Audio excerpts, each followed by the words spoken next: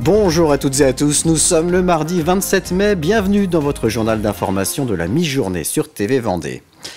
60% des maraîchers sont contraints de stopper leur activité pour raisons économiques. On remarque également une part grandissante des NIMA, les non-initiés au monde agricole, dans les nouvelles installations. À Montaigu-Vendée, le campus Cultive est une ferme-école qui accompagne la création de fermes diversifiées, bio-intensives et de petite taille. La première promotion regroupe depuis le début de l'année 4 étudiants en reconversion professionnelle. Ils suivent une formation d'1 an combinant maraîchage, arboriculture ou encore élevage de poules pondeuses. Cultive, c'est un parcours métier qui a été construit face à un constat d'échec des non issus du milieu agricole qui veulent se convertir et faire l'agriculture, souvent des bacs plus 3, des bacs plus 5, et qui ont une formation qui est existante en agriculture, qui est théorique et générale, mais qui n'est pas pratique. Et donc, c'est une formation d'1 an. Et l'idée, c'est que le campus Cultive de Montaigu, c'est de le mettre aux portes de Bordeaux, de Nantes, de Lyon, de Lille, dans le futur. À 18 ans, je fais un tour de France de woofing pour me former à la permaculture. Je m'intéressais un peu à toutes les nouvelles pratiques agricoles, dont la permaculture qui commençait à prendre un peu d'ampleur il y a 6-7 ans.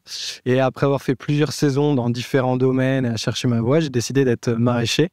Mais je cherchais une formation assez précise. Et quand j'ai découvert Cultive avec leur envie de faire développer toute une nouvelle technique agroécologique et leur formation parcours métier qui est sur 1 an avec 8 mois de terrain et 4 mois de classe, je me suis dit, OK, ils ont tout compris. 8 mois de terrain, c'est parfait. J'ai pas envie d'être trop assis sur une chaise. Favoriser l'installation de nouveaux commerces en permettant de finaliser des projets en seulement 36 heures, c'est le principe du programme Incroyable Territoire, développé pour la première fois en Vendée sur la commune de la Châtaigneraie. Il est porté par le groupe associatif SOS. Le but est de développer et de pérenniser les activités commerciales en centre-ville. Les 20 et 21 juin prochains, entrepreneurs, acteurs privés et publics du territoire, mais aussi propriétaires de locaux vacants et habitants seront réunis dans le cadre d'un concours de projets. Quand on monte un projet, parfois, il faut aller de droite, de gauche, etc. On ne sait pas trop, on a besoin d'être accompagné, on ne sait pas à quelle porte aller toquer. Eh bien là, vous venez, vous êtes accompagné par des gens qui ont de l'expérience, par des commerçants, des banques, des assurances, des boîtes de com, les chambres consulaires qui nous accompagnent également sur ce projet. Et pendant donc 36 heures, eh bien, vous montez votre projet. Vous repartez clé en main avec un projet bouclé. Toutes les petites communes ont besoin de vie. Et la vie, elle revient si vous avez des commerçants. Faire connaître à l'ensemble de la population les pensions de famille et ouvrir les structures pour comprendre ce qu'il s'y passe, c'était l'objectif de la Semaine nationale des pensions de famille. La 5e édition avait lieu du 19 au 25 mai. Les pensions de famille sont des structures qui accompagnent les personnes isolées n'ayant plus de lien familial. L'événement a été relayé à La Roche-sur-Yon par l'ADAPI Aria de Vendée qui gère 5 résidences de pensions de famille. L'occasion de mettre en avant les difficultés rencontrées avec une forte demande et de longs délais d'attente.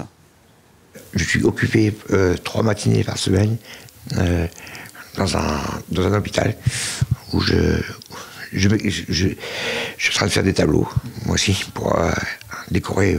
C'est que le premier pas vers la sortie, qui peut être difficile, je pense. Mais autrement, certaines personnes y arrivent, les autres, je ne sais pas. Les pensions de famille, c'est un logement, mais aussi un accompagnement social par des travailleurs sociaux. Voilà, et c'est aussi des activités. C'est vraiment un package des 3. L'objectif, c'est vraiment pour des personnes qui ont eu des parcours de vie difficiles en termes de logement.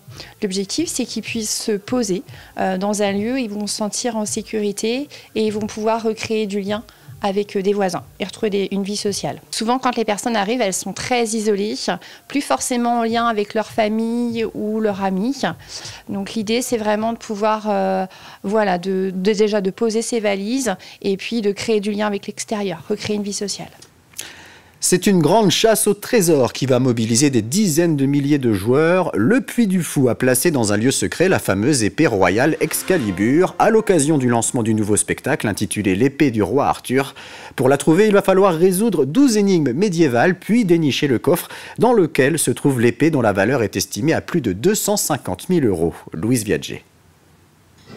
Des enlumineux, une carte et des joueurs impatients. C'était le lancement officiel de la chasse au trésor Excalibur. Et sur les 12 énigmes à décrypter, quelques-unes étaient accessibles en avant-première. Je pense avoir réussi à trouver quelques réponses ou quelques solutions aux premières énigmes.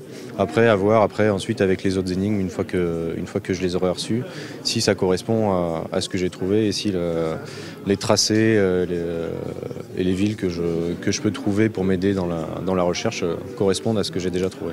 Les énigmes permettent de localiser un coffre enfoui quelque part en Europe de l'Ouest et le gagnant deviendra le propriétaire de l'épée royale Excalibur, une épée d'or ornée d'une spinelle rouge conçue en équipe par plusieurs corps de métier. Pour la création artistique pure, c'est surtout Sonia Capuzzo, qui est l'enlumineuse justement des énigmes, qui nous a fourni tous les modèles.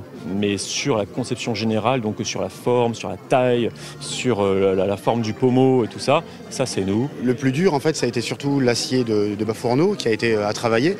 Il y a une quantité limitée, c'est une matière première qui est assez chère.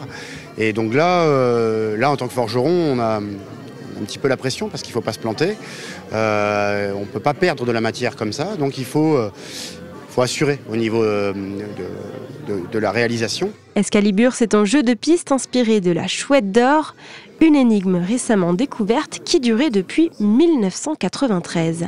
Nous, en effet, on essaie de pousser encore ce concept encore plus loin avec des chasses au trésor immersives, avec des formats innovants. Donc on essaie de toujours créer par projet, des chasses qui soient cohérentes avec le thème choisi, l'univers, pour renforcer l'expérience des joueurs et les plonger dans une vraie aventure, dans une vraie quête. Plus de 13 000 joueurs ont déjà rejoint cette aventure inspirée de l'univers arthurien. Reste à savoir quand le trésor du jeu sera découvert en premier.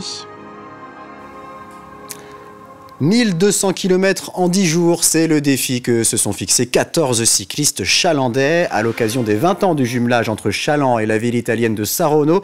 Ils se sont élancés vendredi pour ce périple qu'ils préparent depuis 6 mois. Ils sont accompagnés de 3 cyclistes italiens venus les rejoindre pour l'occasion. C'est la 6e fois que ce type de voyage est organisé, mais avec à chaque fois un itinéraire différent. C'est la fin de cette édition. Je vous donne rendez-vous à 18 h pour un nouveau journal. Très bonne journée sur TV Vendée.